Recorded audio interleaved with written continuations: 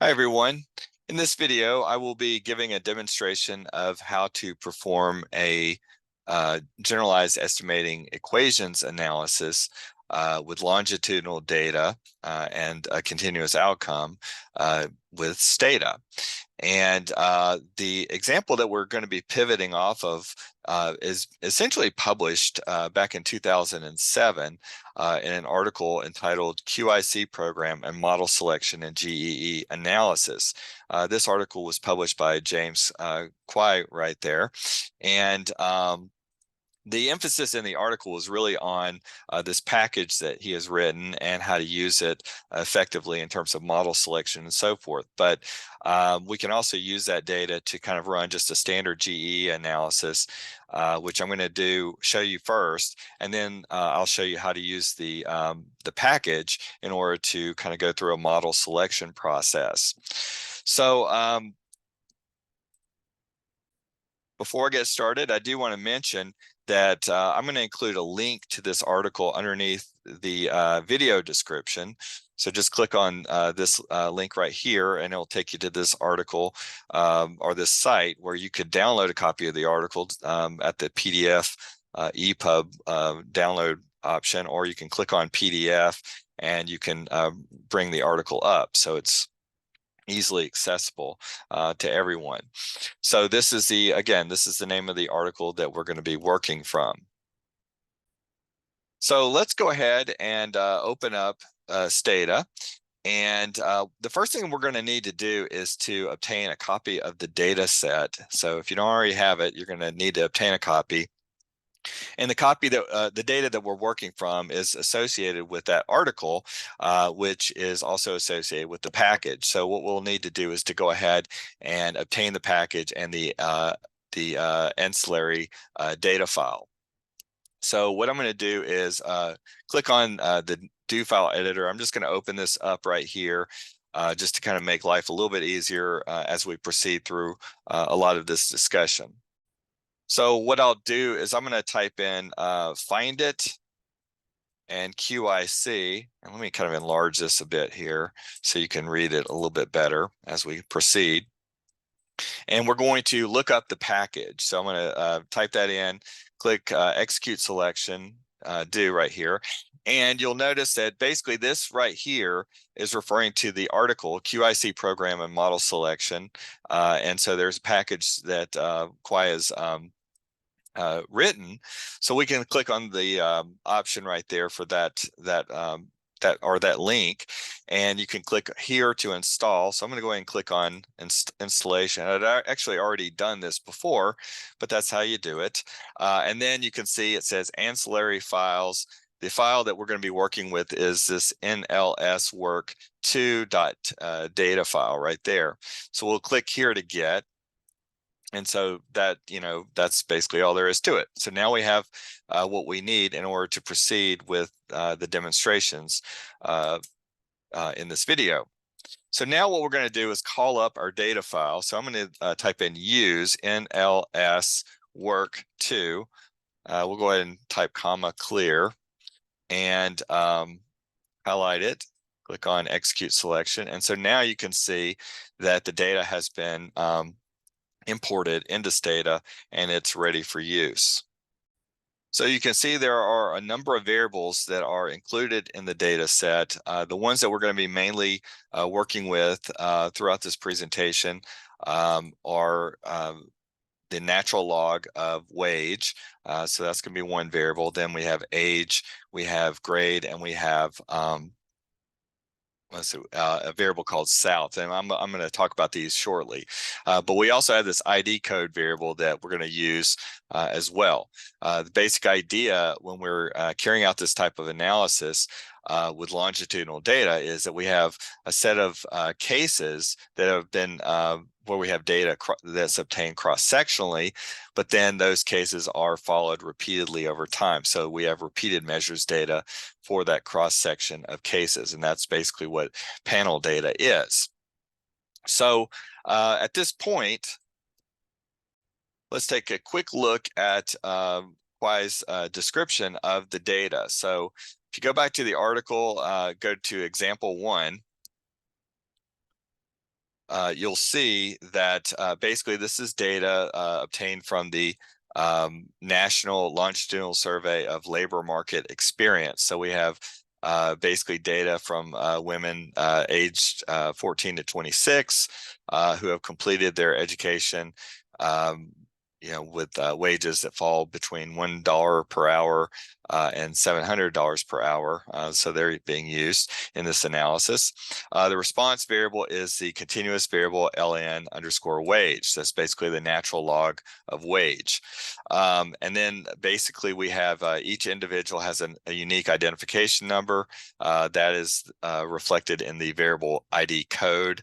The survey of the year, or the survey in which the data was collected, is reflected in the year variable. And then the explanatory variables include grade. That's just basically kind of a level of education variable. It's reflecting the current grade that has been completed. It ranges from 0 to 18. We have an age variable reflecting the age at the time of the survey, and then South representing whether a person comes from the South, which is coded 1, or otherwise, which is coded 0.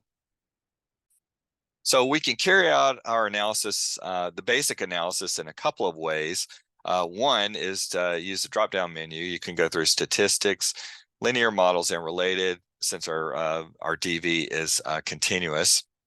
We can go down to panel data, click on linear regression. You've got these different options that are available. We're going to click on this button right here. The dependent variable we'll select is the natural log of wage. The independent variables we can select. I'm actually just going to type them in for expediency. We'll type in grade, age, and then South right here. The model type that we're going to be using is population average. So we want to click on that option. And then we also have to establish our panel setting. So we'll click that button. The panel ID variable is referring to our clustering variable, basically, or in this case, our subject variable. So since the observations are clustered within subjects, so we're going to click on ID code. The time variable is this year variable right here. So we'll click on OK, and then OK again, and then that generates our output. So as you're looking at this, we can see that basically we have a regression model. You'll notice at the top right up here, we've got, it looks like a walled chi-square test, basically kind of testing the overall set of predictors in the model, kind of an omnibus test. Interestingly, other programs don't seem to incorporate this, but that does seem to be a component of the Stata output here. So as a set, the predictors are accounting for significant variability in the natural log of wage. Then when we look at the individual predictors, you can see that we have grade, there's a positive regression slope, and we have statistical significance.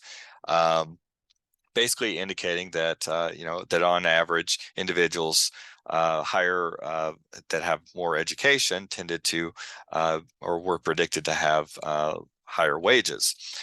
In terms of age, we also have a positive and significant predictor, again indicating that individuals who were older on average were predicted to have higher wages. And then with respect to the South variable, we have a negative slope and we have statistical significance.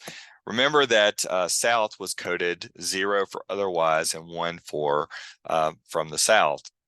So basically that's an indication that the population averaged effect, in a nutshell, basically individuals coming from the South were predicted to have lower wages. So that's how we would interpret that. So at this point, now we can kind of take a look at another option. We can use the do file in order to run our analysis just using our syntax. So I'm going to open that do file back up, and really for the expediency factor, we're just going to steal the code from the output that we just generated. So if you look over here, the first thing that we have is xt set. We have the ID code, that's our subject identifier, and then year. So we have to basically start off by establishing that we are working with panel data. And so that's the ID code and the year variable right there. And then we have the actual model, and you can see it says xtreg followed by the predictors in the model. Then we have a comma, and then we have our options. So I'll talk about those shortly. So as we're looking at this, you can see it's laid out. The basic model is laid out in the same way you would as you would in the case of running like a standard regression analysis. Again, it's just basically the outcome variable followed by the predictor variables. Then you've got the option, and you can see right here, PA is just referring to population average. And then you'll notice right here, it's got core, and inside the this parenthesis it says exchangeable. So I didn't bring this up when we were just running the analysis through the drop-down menu, but I'll go ahead and bring it up now. And that is that when you are performing a GEE analysis, you have to make an assumption about the correlation structure for your outcome variables. So in other words, like because we are measuring the same individuals over time, we would expect some correlation across time points. And so what the working correlation structure is basically an assumed correlational structure with respect to the correlations over time. So if we go with exchangeable right here, the basic idea is that the correlations between adjacent and non-adjacent time points are essentially going to be the same over time. And so that's, that might be one assumption that we kind of approach things with, and that's also referred to as compound symmetry. However, that might be fairly restrictive in certain cases, or in a lot of cases. So there are other possible working correlation structures that we might adopt. One that might be fairly obvious one might be an autoregressive 1 structure, or an AR1 structure. And the basic idea with that would be that the correlation between adjacent time points would be higher than the correlation between observations at time points that are separated more in time. So at any rate, that's just kind of what this is referring to. You have to specify this a priori. And really, we did that implicitly going through the menu system. I'll just kind of highlight this. If you go under correlation right here, the default, it says, is exchangeable. So that's why, we just sort of went with that. But if we had wanted to use any of the other options, we could have selected them just as easily. Like there's independent, basically assuming no correlation between time points. There's unstructured, and then there's autoregressive 1 right there. But we stuck with the exchangeable for that particular analysis. And that's how, when you're looking at the output down here, you can even see it says correlation exchangeable. So that was just done by default. We just didn't bring that up when we were running it previously. So if we want to change this, by the way, we certainly can. I'm going to copy this and paste it in, and I'm going to change the correlation structure to AR1. And then if we highlight this and execute the selection, you can see that now the working correlation structure is AR1. As you can see, though, as we're looking at the results, they really don't change in terms of substantive interpretation. Okay, so now going back to the article, the analyses that I just ran, these were not discussed in the article per se. Basically, we accomplished the same thing, but not using that particular set of menu approaches. The analyses that are discussed in the article are in reference, are relying on the QIC package that Kwai had developed. And so we're just going to briefly walk through that presentation. So just kind of keep in mind that one of the things that one of the kind of limitations, if you will, of using GEE analysis is that it's kind of limited in terms of looking at the overall fit of your model. We did have kind of one indicator in the form of the Wald chi-square test, but in other programs and packages and so forth, that's not really available.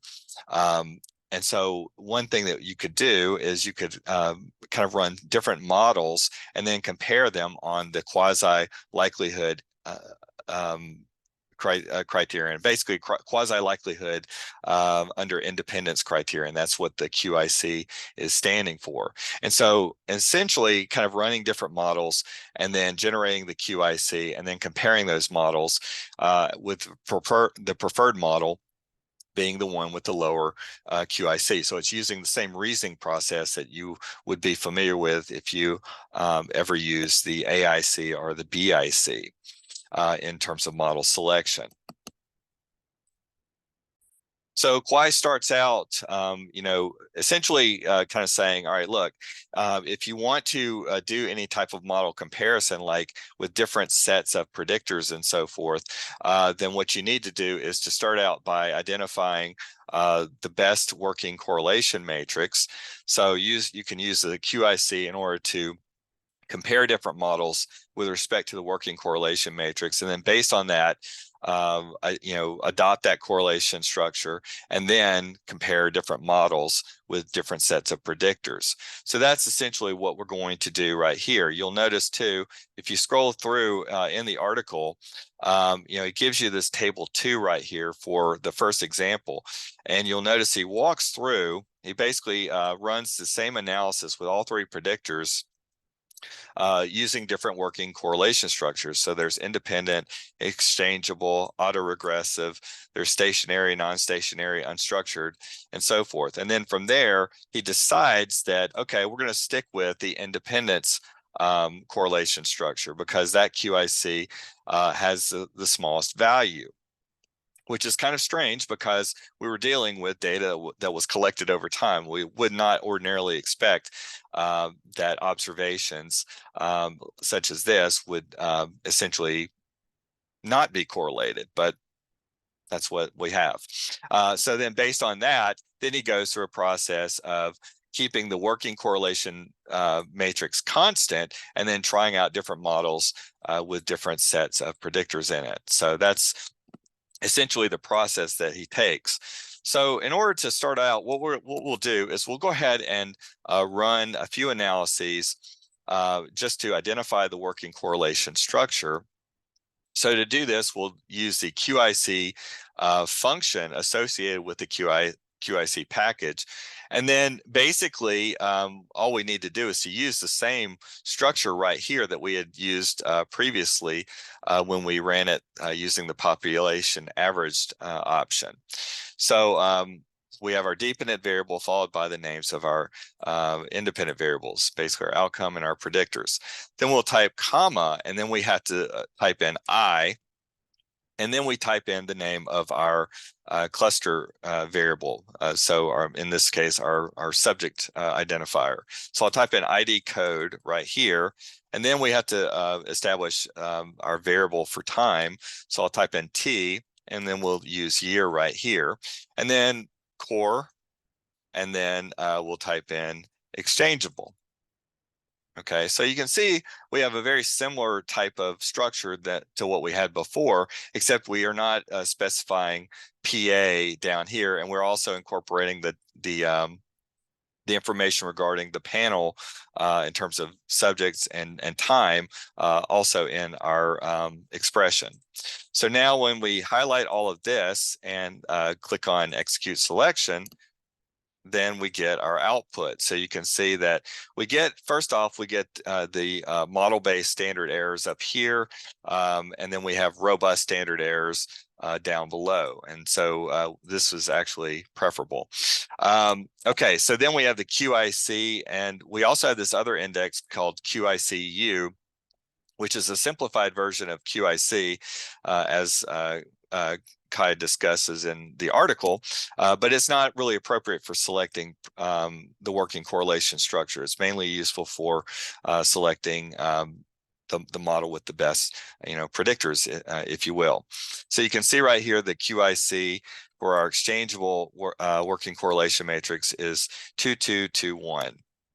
Okay, so then from there we can also we'll do the same thing, but in this case we're going to type in independent. All right, and we'll highlight that and execute the selection. And so basically with this, you can see that our QIC is 2209. So if we go back to the article, there's the 2209.78 for the independent working correlation matrix. And then for exchangeable, there's the 2221 that we had just found. So he kind of runs through various options. And again, he lands on the independent working correlation structure. So then from there, and so rather than going through this entire thing, we'll just kind of move on. We have the independent correlation structure. So then we can just go through the process of running these analyses with that correlation structure, but with different subsets of variables. So at this point, what we'll do is we'll just kind of transition, and we'll start out with age as our predictor. So I'll just kind of put age in there, and then we'll we can highlight that. Actually, I'm just going to kind of put in several of these. So then we've got grade, and then we've got over here we've got south, and then you've got the next set, which are the two variables that are included. So we had age, grade, and south, and then we had the next set, which was age and grade.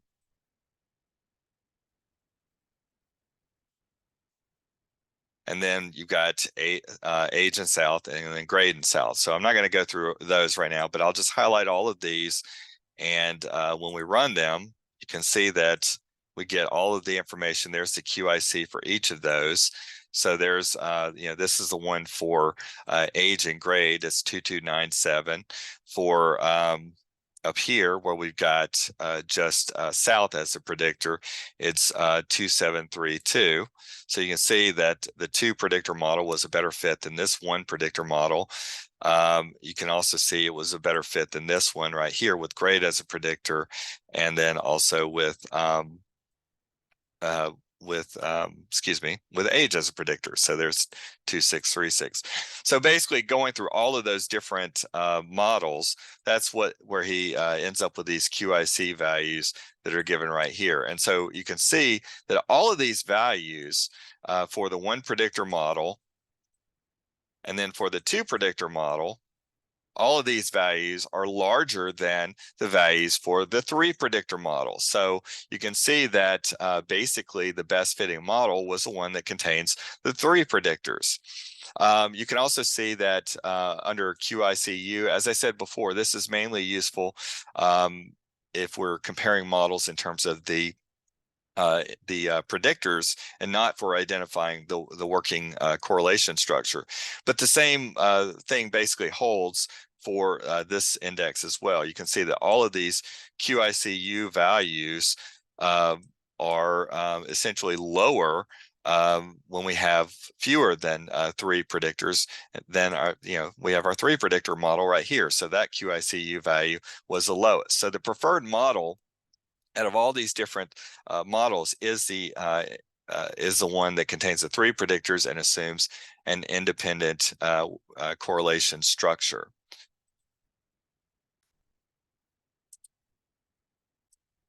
Now, I will say that some of you guys might be thinking, well, that's a lot of work in order to arrive at this particular model right here.